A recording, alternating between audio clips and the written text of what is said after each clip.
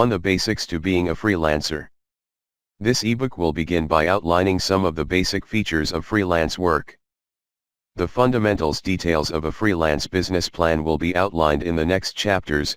However, it would be remiss to discuss the basics of freelance work without stating unequivocally that, as a freelancer, you are also a business owner. You will be responsible for all elements of your business, which is why you need to have a solid understanding of what it means to be a freelancer. Is a freelance career right for you?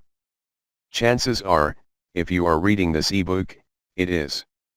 Starting a freelance business requires courage and investment, two things you already have by choosing to read this content. The remainder of this chapter will be discussing some of the most important things that you need to think about before starting your new business. What skills do you have? First of all, you need to start by thinking about what skills you have. These skills are likely things you have gained throughout your life and your career. Your freelance business will be most successful if you play to your strengths and your skills. It can include, of course, any education and training you have received, as well as things that you excel in. What interests you? As well as your skills, you need to recognize what interests you. What are your passions and your interests? What kind of work do you enjoy? What about your free time and hobbies? What do you do then, and what is it about them that you enjoy? Your business will be most successful if you are doing work that you are genuinely passionate about. Most importantly, what kind of work makes you happy? You should think about, and reflect upon, the past projects that you have most enjoyed. What elements of your past work have you enjoyed? Is it in the customer service element, or the collaborative effort of a team? Or, if you have been stuck doing work that you hate, reflect on why, and determine what you can do to make sure it does not happen again. Concentrating on doing work that makes you happy will improve your quality of life and give you a spark that other freelancers do not have. What will your service be? As well as determining what you do, you also need to determine what you do not. This will ensure that you are only doing quality work in areas of your expertise that you want to do. When you begin freelancing, you should really think about what you actually want to do.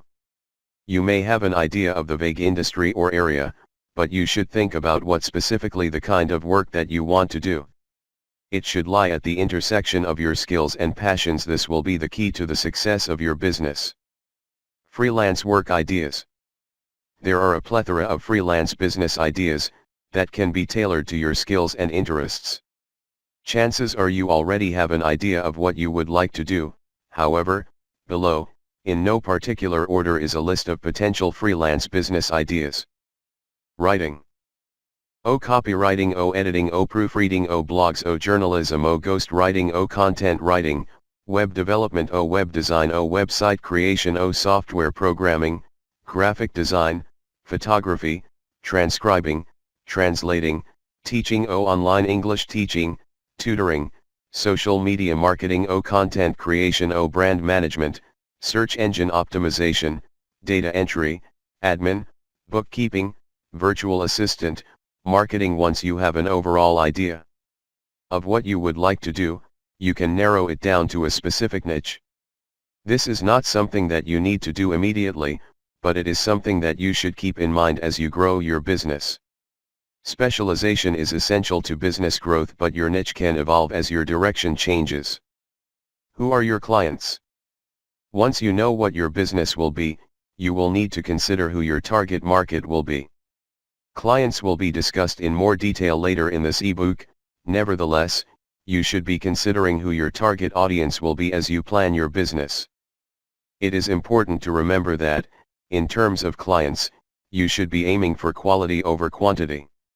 While, and this occurs especially when you are starting out, it can be tempting to take any and all clients you encounter, you should know that you are allowed to say no. If someone is rude or trying to rip you off, move on. There are plenty more out there.